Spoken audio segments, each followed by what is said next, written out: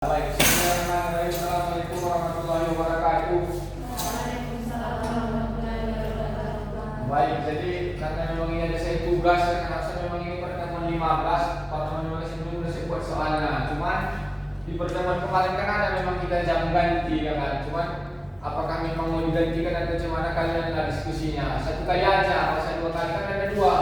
Di bulan Mei itu libur gitu kan. Jadi sehingga memang kalau dilihat dari apa memang kurang. Kalau mau diganti di hari itu pun boleh. Tak kalian ganti pun terserah lah yang mana bagus menurut kalian. Jadi kalau mau diganti di minggu tenang satu kali aja gitu. Gak bisa berkas minggu ini Pak. Apa? Gak bisa berkas minggu. Kan minggu depan kami bisa zoom. Cuma aja ya. Nanti kalau saya buat siapa bisa mengendalikan zoomnya? Oh nanti saya pinjam lah apa akun orang ya. Nanti masuk kalian di Zoom itu bentar aja juga, saran aja ya. Supaya nanti saya rekam juga untuk kegiatan begini. Karena ini tugas. Itu saya lampirkan nanti di tugas saya yang kemarin. Makanya ini saya buat saya rekam gitu ya.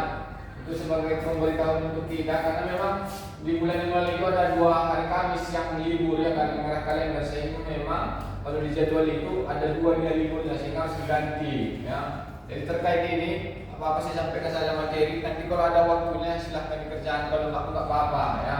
Ini sebagai pemberitahuan untuk kita tentang tindak pidana percobaan atau yang disebut dengan pogging. Pogging kalau bahasa apanya pogging ya kan. Tapi beda dengan apa? Dengan pengasapan itu apa namanya? Tahu pengasapan? Pogging juga ya kan? Gitu dia. Jadi kalau misalkan musim hujan, biasanya kan bintik nyamuk kan banyak, makanya dibuat pengasapan. Pogging juga namanya, tapi bukan pogging yang itu. Maka dalam hukum pidana ini bicara kita hari ini tentang percobaan tindak pidana. Apa itu percobaan? Apakah orang yang melakukan percobaan itu dihukum atau tidak? Contoh, saya misalkan mencintai si Koleta, apakah saya dihukum hanya gara-gara mencintai itu? Contoh. Ya. Tapi kalau misalkan saya mau mencelakai si Risna, tapi karena saya mau mencelakai si Risna, namanya nggak jadi. Contoh gitu, mau saya pukul dia misalkan ya kan, cuman gara-gara nanti kalau saya pukul si Risna, saya bisa begini, tapi nggak jadi. Apakah percobaan untuk memukul si Risna ini tindak pidana atau bukan? Kayak itu yang mau kita bahas hari ini. Mau saya pukul misalkan si Risna ya kan, cuma begitu mau saya pukul, nanti kalau saya pukul begini, saya pukul begini, nggak usah lah. Pertanyaannya, apakah percobaan untuk mau memukul si Risna ini pidana atau tidak? Itu yang mau kita ketahui dulu ya. Apa itu sebenarnya tentang percobaan dalam tindak pidana itu atau yang disebut dengan pogging? Bahwa kalau dalam hukum pidana itu bicara tentang tindak pidana atau percobaan itu, yang dimaksud dengan percobaan atau pogging itu apa sebenarnya itu? Kita lihat dulu bahwa memang dalam kegiatan sehari-hari percobaan diartikan sebagai sesuatu menuju ke sesuatu hal ya. Percobaan menuju, belum bisa jadi saya pukul, karena begitu mau saya pukul misalkan saya lihat nanti kalau saya pukul saya dilaporkan. Terus kalau saya pukul nanti saya dilapor sama rektor dan seterusnya, bagaimana nasib saya dan seterusnya. Terus saya batalkan niat saya untuk memukul. Apakah itu memang sudah masuk dalam percobaan? Itu yang mau kita diskusikan ya kan? Bahwa memang percobaan itu adalah percobaan diartikan sebagai menuju ke sesuatu hal. Mau melakukan, mau menyerang itu, mau masuk menuju, karena memang belum terjadi. Tapi berbeda kalau misalkan saya melakukan, bolehkah saya misalkan mendekati si Koleta untuk mencintainya? Pidana dan tidak itu? Konsumsi. Tapi kalau untuk menyerang si Risna misalkan, tapi belum kesampaian. Baru hanya mau begini, cuman begitu pas mau saya pukul begini, ingat saya itu kalau saya pukul panjang ceritanya ini bisa berkasus saya dan seterusnya, tapi nggak jadi saya batalkan. Itu yang pertama ya, bahwa memang percobaan itu menuju untuk melakukan bahwa memang tapi tidak sampai kepada hal yang dituju itu. Begitu mau saya pukul itu lagi berpikir saya nanti kalau saya pukul bisa panjang urusan ini sehingga saya batalkan. Inilah yang bisa begitu. Akan tetapi tidak sampai kepada hal yang dituju itu, atau dengan pengertian lain hendak berbuat sesuatu sudah dimulai tapi tidak selesai. Itu bagaimana pula? Masuk. Itu bagaimana pula? Katanya di sini itu sudah dimulai tapi tidak selesai. Baru memulainya itu baru bercakap-cakap. Belum saya pukul misalkan. Ini mohon maaf ini saya ini contoh ya. Ini contoh kan yang apa aja mau bilang tidak contoh ini ya. Mau saya pukul. Begitu mau saya pukul misalkan udah kasih bilang begini gitu. Tapi tidak selesai saya pukuli. Cuma baru sekali aja gitu. Dan itu pun belum berarti apa-apa. Mau saya contohkan pukul nanti bilang pun saya menanya ya. Contoh gini aja lagi gitu kan. Tapi belum selesai gitu. Belum selesai. Sehingga memang itu juga dapat disebut sebagai apa? Percobaan. Walaupun kategorinya itu belum selesai. Karena ada orang karena memang udah kesumat dendam di habis-habisan diteruskannya. Tidak tahu katanya. Nanti urusannya ini begitu harus dipukuli dan kabur dia. Itu bukan lagi percobaan. Itu sudah melakukan tindak pidana jelas.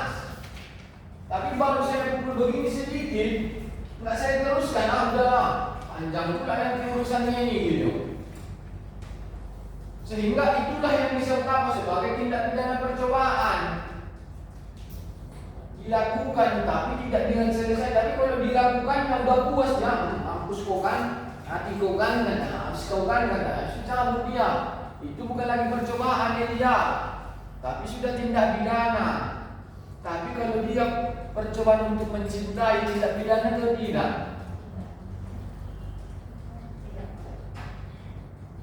Tapi selama ini orang yang dianggap melakukan kejahatan itu hanya sifatnya yang ada unsur kekerasan fisik dan seterusnya. Tapi kalau untuk kekerasan yang lain kan enggak. Karena yang dihukum dalam tindak pidana itu sesuatu yang memang merugikan, baik fisiknya maupun non fisik. Apa contohnya? Kerugian. Kerugian itu bukan kerugian fisik tapi non fisik. Contoh, saya janji hutang sama siapa gitu. Tapi memang dalam hal ini terjadi dua perbedaan. Ada yang mengatakan hutang itu bisa dipidana, ada yang mengatakan hutang itu menjadi hukum perdata. Contoh menipu lah, supaya dulu ya saya pinjam duitnya misalkan 300.000. Janji saya itu akan dijadikan bisnis, supaya nggak bisa saya pakai untuk kepentingan pribadi. Saya bilang sama ini jadi bisnis. Begitu saya pinjam uang 300.000 nanti saya balikkan 400. Contoh, begitu sebulan nggak juga saya balikkan, bukan saya tipu dia. Itu juga kerugian, itulah yang bisa berdapat dengan tindak pidana. Tapi kalau percobaan, seperti yang saya contohkan tadi, saya pukul sekali tapi tidak saya selesaikan, itu yang disebut dengan percobaan. Jadi kalau ada orang mengumpulnya sampai habis-habisan, sampai dia koma misalkan, itu bukan lagi percobaan, tapi itu tindak pidana. Karena kita pikir nanti percobaan dengan tindak pidana itu dua hal yang berbeda.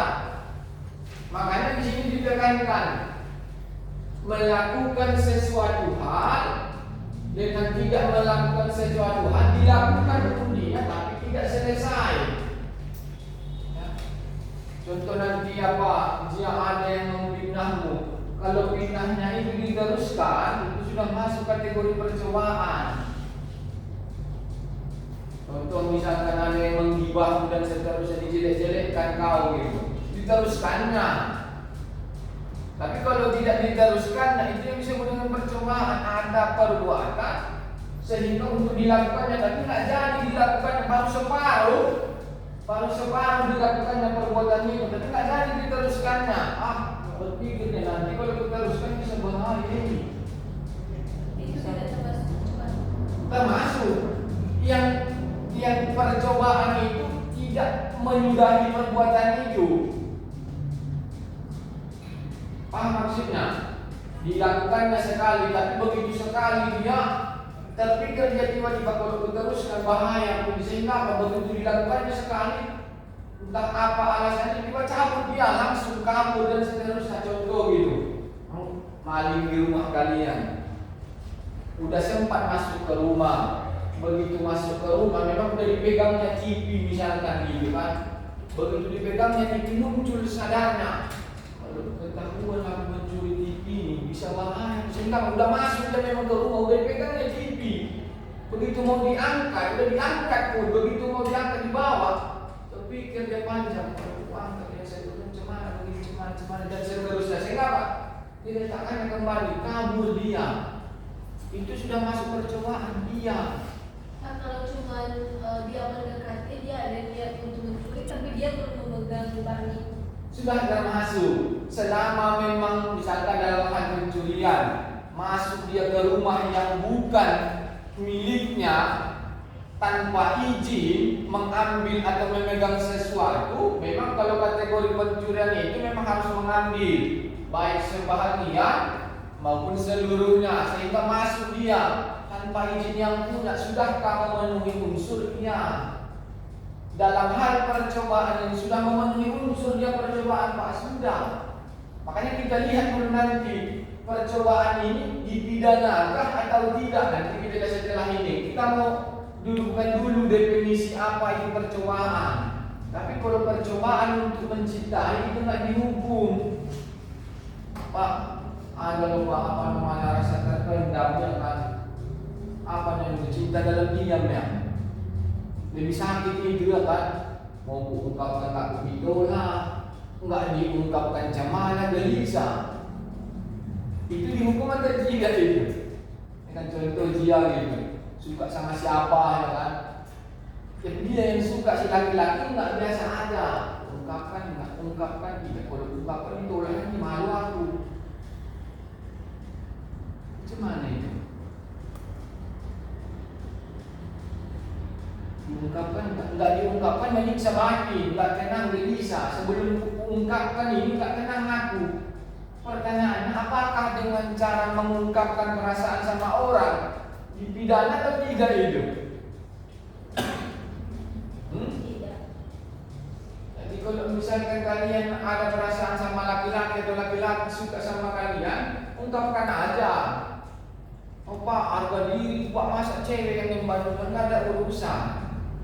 Jadi ya, kalau kau suka misalkan sama orang, ungkapkan aja. Kau juga apa? Enggak minat kau sama orang, minatnya sama apa? Hal gaib gitu. Udah berubah selera gitu. Iya. Oh, bahaya pengajar gitu ya. Kalau kau suka misalkan sama laki-laki hari ini, entah siapapun itu, nembak aja di luar. Ya, kok basah Pak? Apa? Boleh, ya kan? Ya. Tapi itu bukan tindak pidana. Selama memang tidak merugikan orang, lakukan aja. Ya.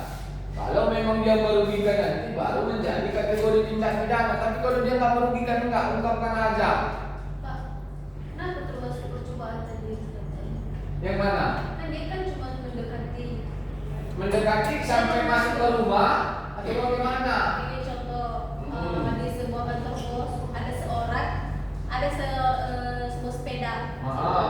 Datang tiba-tiba seorang laki-laki, dia mendekati sepeda itu dan dia tidak ada memegang dan dia ditangkap polisi. Apakah itu percobaan? Oke, jadi selama memang belum bisa dibuktikan dan selama memang belum dia melakukan sesuatu apapun, maka itu belum termasuk kategori percobaan. Makanya kita lihat nanti sebenarnya percobaan ini dapat dipidana atau tidak nanti setelah ini. Ada.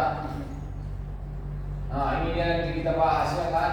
Ada unsur-unsur dan seterusnya. Makanya kita mau dudukkan dulu sebenarnya percobaan ini apa. Biar kita paham gitu. Jangan nanti kita gegabah mengatakan percobaan itu sudah dipidana. Enggak, belum tentu. Makanya kita lihat dulu apa itu definisi percobaan. Kenapa saya sampaikan begitu? Supaya kita paham apa sebenarnya percobaan itu menurut teori dalam hukum pidana. Karena mau saya kasih contoh gitu. Nanti kalau nggak dikasih contoh, bias suka-suka orang nanti menafsirkan ini percobaan ini wajib dipidana, padahal belum tentu. Ya kan, apalagi melakukan percobaan perasaan. Ya Zina ya, dengan kolektor. Kenapa kau? Kenapa sih nama saya aja? Memang bisa lagi nama disebut. Masalah soal perasaan kamu bilang. Ya lagi kan, ungkapkan aja gitu ya harusnya kan. Mana tahu, saya kan nggak tahu perasaan kalian. Saya bukan mana. Kodam. Saya kan bukan cek kodam ya kan. Tapi ada semalam dalam bapak saya juga. Iya Pak. Dari bapak pada apa? Ular Pak. Ular kepala lagi. Nah itu ya, makanya itu seseorang itu contoh lain gitu sebagai contoh. Seseorang yang bermaksud membunuh orang tetapi orangnya tidak mati, atau seseorang hendak mencuri barang tapi tidak sampai dapat mengambil barang itu. Pertanyaannya di sini, contoh ini ya, seseorang bermaksud membunuh orang tetapi orangnya tidak mati. Contoh, sudah dipukulinya, niatnya harus mati nih kawan, harus mati kayak begitu. Sudah dipukulinya, kasihan dia. Terakhir ditinggalkannya. Si orang ini nanti mati udah semana bininya dia dijandal itu ya kan, sampai mengurusinya gitu. Iya baik ya kan. Terus siapa dia jadi janda, siapa yang mengurusi anak dan bininya gitu. Sehingga apa diurungkan adalah udah puas lah, tapi udah setengah sadar dia dibuat katanya, ditinggalkan. Itu juga masuk kategori apa? Percobaan. Percobaan dulu. Tapi kalau memang nanti orangnya melapor karena unsur penganiayaan bisa dia ditangkap, boleh.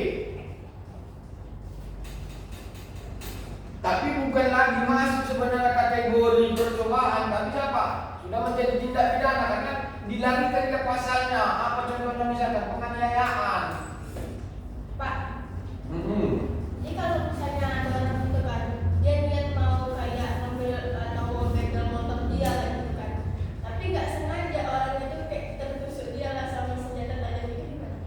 Jadi sengaja atau tidak nanti memang kembali kepada pembuktian. Memang sulit untuk membantah itu karena memang senjata tajam itu udah sesuatu yang dilarang. Apalagi pada saat digunakan sehingga alasannya lalai, nggak sengaja Pak tertusukku gitu, nggak ada dalam hukum pidana. Jadi Pak, kalau misalkan ada kan seseorang pelonglok itu kan mereka membawa gunting atau segala macamnya lah kan Pak. Ini ada yang mau begal, terus nggak sengaja dia dibunuh dia Pak. Itu baik, itu memang kejadian kemarin. Jadi ada salah satu peristiwa terkait begal itu di Jawa. Di begalnya ini ada dua, yang dibegalnya satu. Rupanya korban dari si begal ini salah, ahli bela diri. Harusnya begal yang dapat motor, terakhir begalnya yang mati dibuat si korban. Pertanyaannya, dihukumkah dia gara-gara itu? Terjadi dua pendapat kemarin. Sempat dia dijadikan tersangka oleh kepolisian pada saat itu, sehingga dibuktikan saya Pak awalnya itu korban karena saya jago bela diri sehingga dia yang buat mati dan memang mati korbannya pelakunya dibuat. Dan terakhir apa? Dicabut status tersangkanya, dikasih penghargaan dia sama Kapolres. Kembali kepada bagaimana cara kita untuk bisa membuktikan kelalaian itu, apakah memang lalainya disengaja atau tidak. Karena dalam unsur pidana itu ada dua hal yang memang nanti dibuktikan. Pertama memang unsur kesengajaan atau memang kulfa. Kulfa itu kelalaian, dan kelalaian itu nanti akan dilihat memang betul-betul itu lalai atau memang tidak, atau lalai yang disengaja. Kalau benar-benar lalai dia dibebaskan. Iya. Contoh, apa bahasa Jawa ngelindur ya? Tahu ngelindur kalau dalam bahasa Jawa itu? Tahu siapa orang Jawa? Kau Jawa kau. Tahu ngelindur itu bahasanya. yang orang bangun tidur. Masih ngawang-ngawang gitu Pak. Bukan. Ngelindur kalau bahasa Jawanya. Ketinggian. Apa? Ketinggian. Bukan. Separuh sadar. Ada orang yang memang sakit, apa namanya itu? Pak, udah Pak. Udah tidur, tiba-tiba terbangun dia, tapi tak tahu apa-apain, buka pintu dan seterusnya, jalannya terus sampai penuh kesadaran. Dan tak tahu dia sadarnya itu. Ada yang begitu itu namanya apa bahasanya itu? Ngelindur presentasi bahasa Jawanya itu. Iya, ngelindur itu kan. Ada itu. Bangun dia nggak sadar, bawahnya pisau dibukanya dengan sadar ya. Dibukanya pintu tapi posisinya begitu terus. Ada yang begitu. Makanya saya bilang itu ngelindur presentasi bahasa Jawa. Kalau bahasa ini nggak tahu saya. Dipegangnya pisau misalkan, ditikam dalam misalkan salah satu di keluarga di rumah atau di luar ini, nauzubillah ya, ini contoh aja. Itu memang disebut dengan kulpa itu, kelalaian. Posisi nggak sadar. Tapi jalan dia dibukanya misalkan pintu rumah, kedua sampai megang pisau. Jumpa orang, nggak tanpa kesadaran ditusuknya begitu mati. Itu yang disebut dengan kelalaian. Makanya harus bisa dibuktikan kelalaiannya memang betul-betul lalai. Ada hal yang disengaja. Dan itu sekarang ini sudah lengkap kejadiannya dan itu pernah terjadi. Makanya saya ingat itu melindur bahasanya. Kalau memang bisa dibuktikan, maka dia harus dibebaskan dari tindak pidana. Nah itu nanti gitu. Tinggal bagaimana kita meyakinkan penyidik kalau memang dijadikan tersangka oleh kepolisian. Dan itu contohnya yang di Jawa kemarin.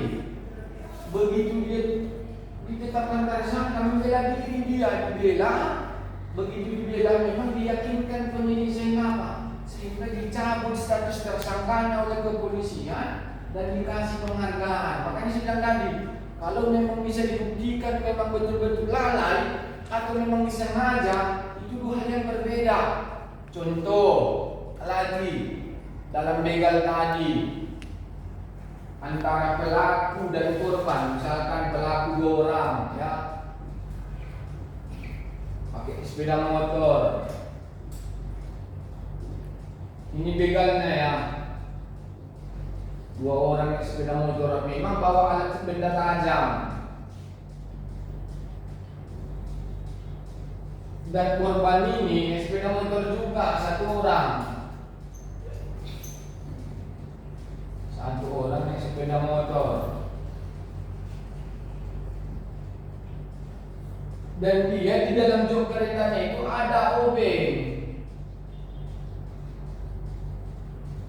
dan obeng ini memang sudah lama di dalam jok keretanya, mana tahu misalkan mau kereta dan seterusnya, jadi ada obeng. Jadi begitu dia dihentikan sama begal ini, dia pakai alat untuk dikeluarkannya obengnya ini tadi. Jadi obengnya ini digunakan alat untuk menghantam ini dan terakhir si begal ini tewas dibuatnya dua-dua. Kenapa? Dengan obeng ini. Pertanyaannya, apakah memang obeng yang ada di kereta itu memang sengaja dibawa terus-terusan atau memang untuk kepentingan membela diri? Makanya ada 2. Kalau memang dia disengaja nanti, misalkan sebelumnya obeng ini nggak ada di keretanya, tapi begitu dia mau berangkat hari ini, bawa ada obeng, mana tahu ini ada begal, masuk ini sebagai senjataku. Kalau itu dilakukannya, itu ada 2 hal, bisa jadi dia nggak akan bebas, bisa jadi juga bebas. Kenapa begitu Pak? Tinggal bagaimana nanti membuktikannya. Tapi kalau obeng ini memang sudah lama ada di keretanya dan tiba-tiba dia dapat serangan dari begal misalkan di malam hari dan dia ambil ini untuk jaga diri, itu sesuatu yang dibolehkan. Tapi kalau diniatkan dia untuk mana tahu nanti ada begal atau pisau misalkan, ini yang sudah bahaya, ini yang sulit dibebaskan itu. Karena memang sudah dipersiapkan, mana tahu nanti ada begal, jaga-jaga ini membuat pisau ini kan, atau parang ini, itu nggak akan bebas.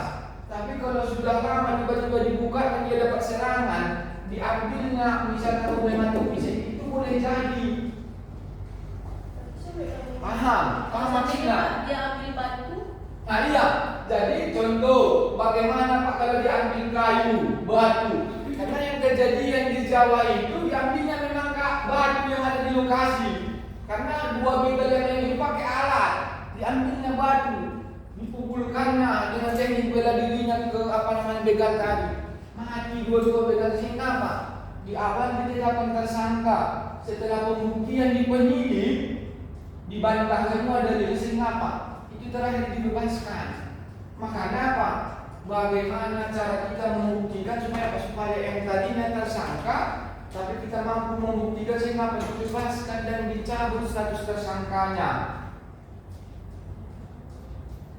Berarti Ada pertanyaan sejauh ini? Coba. Berarti kalau alat itu yang kita gunakan ada di lokasi tersebut, berarti itu tidak termasuk. Iya. Kecuali kita yang bawa. Iya, itu dia. Jadi itu juga akan dilihat dibawa atau tidaknya alat itu. Kalau memang alat itu didapat sewaktu-waktu di lokasi kejadian dan dipakai untuk alat membela diri, itu dibenarkan. Tapi kalau sudah dipersiapkan dari rumah, itu yang agak berat untuk apa? Untuk bisa lepas dari kata-kata tersangka. Paham? Paham maksudnya? Jadi Hmm. sama halnya dengan dia menyemprotkan kartu ke mata si pelaku. Jadi kalau untuk menyemprotkan itu masih sesuatu yang dibenarkan. Jadi kalau misalkan hanya gara-gara menyemprot, memang nanti kita lihat lagi semprotnya itu apa, cabai kah atau yang lain. Itu juga dilihat nanti ya. Jadi semua hal-hal yang berkenaan yang mau kita bawa untuk melindungi diri itu juga akan dipertimbangkan. Kalau cabai ada kebebasan, ada kemungkinan cabai. Karena mungkin dipersiapkan. Makanya di situ memang dia nanti akan jadi pertimbangannya, dipersiapkankah atau tidak, sehingga ini juga akan diyakinkan oleh penyidik. Kalau memang sudah dipersiapkan jauh-jauh dari awal, di situ dia yang untuk memberatkan apa? Akan terjerat dari pidana, akan susah untuk lepas dari kata-kata tersangka itu. Kenapa? Sudah dipersiapkan sedini mungkin. Jadi kalau sewaktu-waktu didapatkan alat itu untuk menyerang begal, itu yang dibenarkan menurut saya. Karena itu kejadian banyak. Karena ada juga yang begitu kejadian sampai hari ini ditetapkan juga tersangka. Kenapa? Karena ada unsur dendam, dapat kaukan dan sehingga karena kejadian itu dibuatnya kejadian itu sebagai alasan untuk melampiaskan amarahnya atau dendamnya. Sehingga apa? Sehingga sulit dia akan bebas dari kata-kata tersangka pada saat kejadian. Makanya akan dilihat perbuatan itu, tindakan itu, alat yang dibawanya pada saat itu dipersiapkan atau memang dapatnya seketika pada saat kejadian. Itu yang akan meringankan atau memberatkan. Kalau dia meringankan maka akan dilepaskan dari kata-kata tersangka. Kalau tidak maka perkaranya akan lanjut. Itulah yang disebut apa? Dengan percobaan. Itu tentang percobaan. Ada lagi pertanyaan? Udah berapa menit dia? 28. Udah, matikan aja.